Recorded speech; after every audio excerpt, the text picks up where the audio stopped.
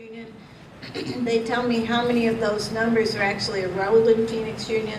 So we really right now have a 78% enrollment into ninth grade, and then they give us data based on that. So they tell us that the kids' GPA is 2.22, that we have, they earn 5.2 credits, and we have a dropout rate of 1.5%. So our dropout rate has decreased over time. We're very happy to report. And what we'd like to do is see a greater percentage of the students are enrolled in high school. We wish SACE would give us the information about the kids that don't go to Phoenix Union. And also right now, our West Ed Ellis partnership is doing a tracking study with Phoenix Union High School District, so it'll be interesting to see if they can give us additional data in the future. Dr. Spiller, a couple questions on this data. Dropout percent, is that of the 78% that graduate from high school, or is that, how is that percentage calculated? I know they're using the formula from ADE, so it's of the students that entered as a cohort group, how many dropped out, which means they did not get a request for records from another school or program. So I believe that's how they define dropout. Okay. So that doesn't mean, that's not the same as graduation. No, it's not. Okay, now. I can give you the graduation data though. And that would only be of the 78% that we know went to Phoenix Union? That's right. What's that? You have to look it up? Right now, well, I know from memory that it's about a 50%. We have about a 50% of the 78% who actually show up.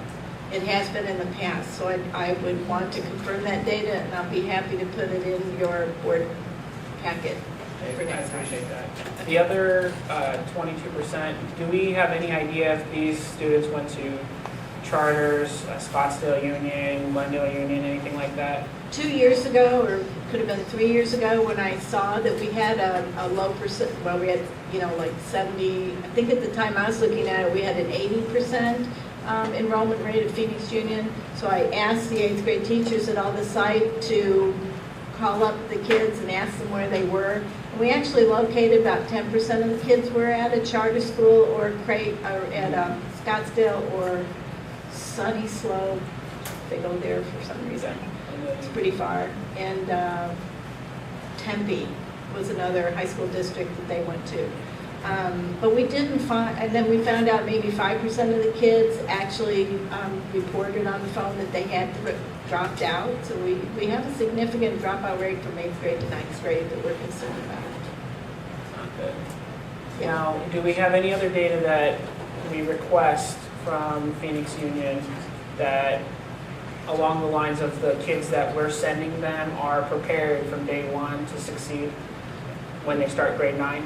What they actually tell us is what course they got enrolled in high school, and they have some remedial courses, like they have READS 180 courses that are considered remedial. They also have math pre-algebra that's a remedial course, so I can actually show you the numbers of the percentage of students that are enrolled in what I consider remedial courses for high school. Okay, yeah, that would be helpful because I'd like to make sure we all do that. The kids we're sending off are prepared from day one to succeed. Thank you. I have questions, comments. First of all, do we know how this compares to other feeder districts into Phoenix Union?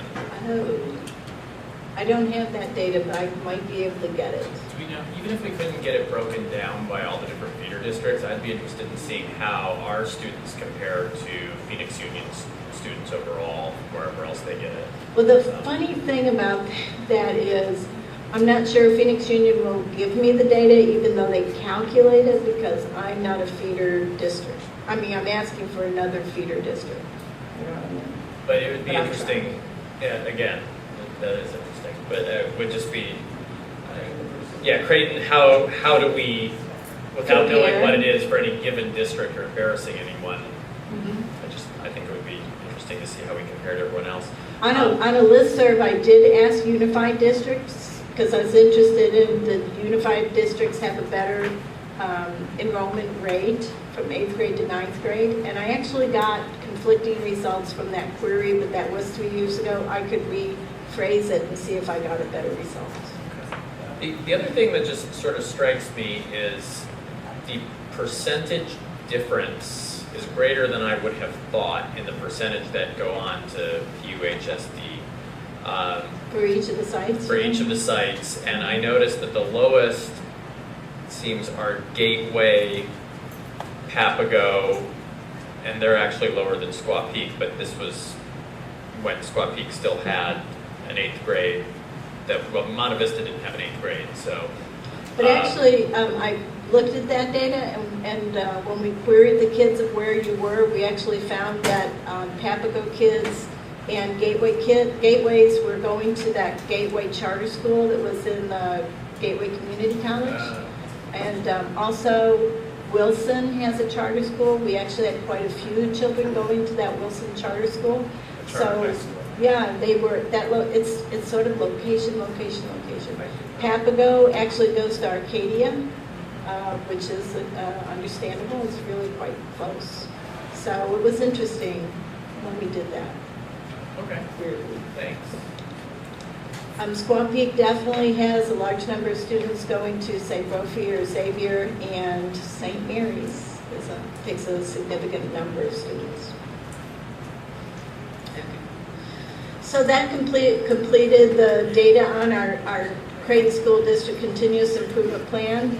We always want to use data analysis and evaluation planning and implementation to make our decisions for the next year.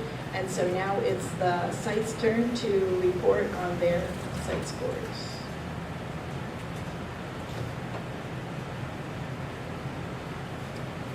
Volunteers.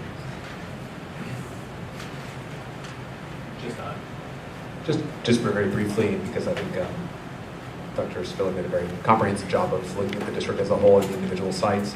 For us at Excellencia, it was a year of positive growth. We had about a 6% increase in reading and in math. Moving into this year, what we're looking at, our action plans are centered around 3 things. One is balanced math, which is something we're looking at as a district, and we're trying to put the infrastructure into place at Excellencia to move a little faster than we might have otherwise, because we are pleased with the overall growth in math, but still concerned with the number of students who are in the falls far below and the approaches category on our campus.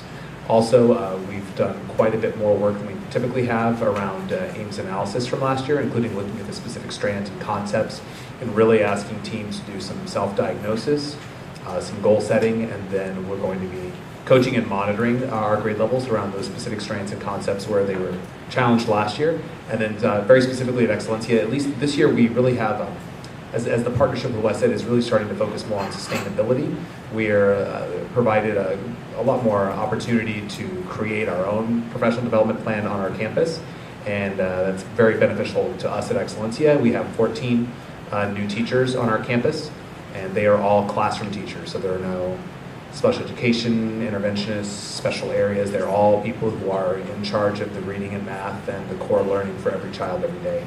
So our PD plan on our campus is extremely focused and intensive on helping to bring those 14 new staff members up to speed very quickly. And I can tell you really just I'm in their classrooms, they're very talented, they're very dedicated, but I just step back and realize how much we've done in the last 3 years and how much we've built the knowledge base of everyone in our district, and just how much there is to learn about what it now means to be a teacher in the Creighton Elementary School District.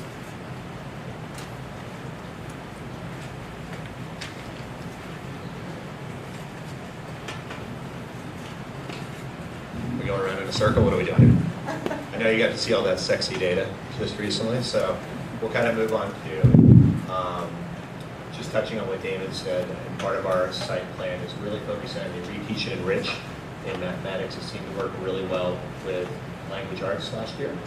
So we're going to be focusing on the classrooms when they're doing the reteach or the enrich with the students, going in, helping coach those teachers in that area. Like Damon said, as we look at sustainability, many of our teachers are starting to take on those data meetings a little bit more, starting to pull out the students that need the reteach or need the enrich, and really having that conversation not about the number, not about the percent, but really about the students. So tell me about Carl, what does Carl need? Tell me about Tiffany, what does Tiffany need? So it's not just about a number anymore, it's actually about specific students. And that's looking at students that are falling far below and students that are that high needs area that you need to push up a little bit further to the exceeds area.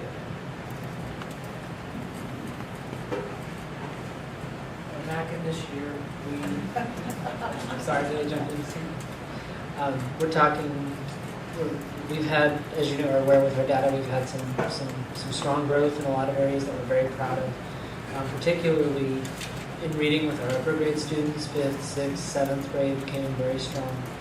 We had a lot of growth in math. We began implementation of balanced math and math fluency last year, and so we're going to continue to do that. We grew in math at every grade level last year, with the exception of 8th, so we're going to carry forward a lot of those pieces into this year. Our big action plan for the year really focuses on several core areas. Our vision for students this year is to be working toward empowering student success in high school and beyond. So I know a lot of our schools within the district are taking a college and career-bound focus. Task analyzing that back just a little bit to where our students are, we wanted to take a look at the high school options and opportunities available to really open those doors for our older students. And in researching to set this up, we found that there's a lot of things that have to happen from the time that they're in kindergarten in order to be empowered to do well in high school. So we're focusing on encouraging 100% attendance, teaching students how to set goals and make a plan to work to achieve those goals. We are teaching students how to take notes and use a daily agenda and completing a required amount of homework each day. So that's kind of our broad focus for students. And then what it looks like for teachers is really working in our 3rd and 4th grade classrooms to implement a balanced literacy program. In the data that Lynn showed, we talked a lot about 4th grade at Mackin. You know, we've seen the last couple of years 3rd grade reading, 4th grade reading has really sort of leveled off around 50 to 52% proficiency. And so we're taking a very hard look at that and trying to accelerate performance of students at those grade levels in reading. And then within our professional development plan, we're also really looking at, there's an additional indicator in the C24S this year as a way to engage students, or as a way to provide instructional scaffolding rather, which is called facilitating student-led learning. So in order to provide rigor, in order to ensure that students are having the opportunities to have practical application experience with the POs that we're teaching them, we're going to work with our teachers to implement facilitated student-led learning over the course of quarters 2 and 3, working toward preparation for AIMS and ultimately preparation to walk into the doors of high school ready to exceed.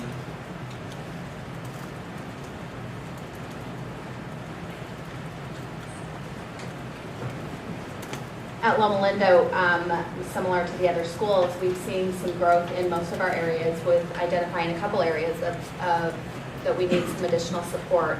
And we have spent quite a bit of time with our grade level teams identifying looking at AIMS data and reviewing the AIMS data down to the strand and the concept of what needs additional support. And those areas become a target of focus during planning to really ensure that those teams are working with our instructional coach to task analyze those concepts and really build that conceptual understanding for our teachers before they go in to teach those areas. Another area that we're really looking at as part of our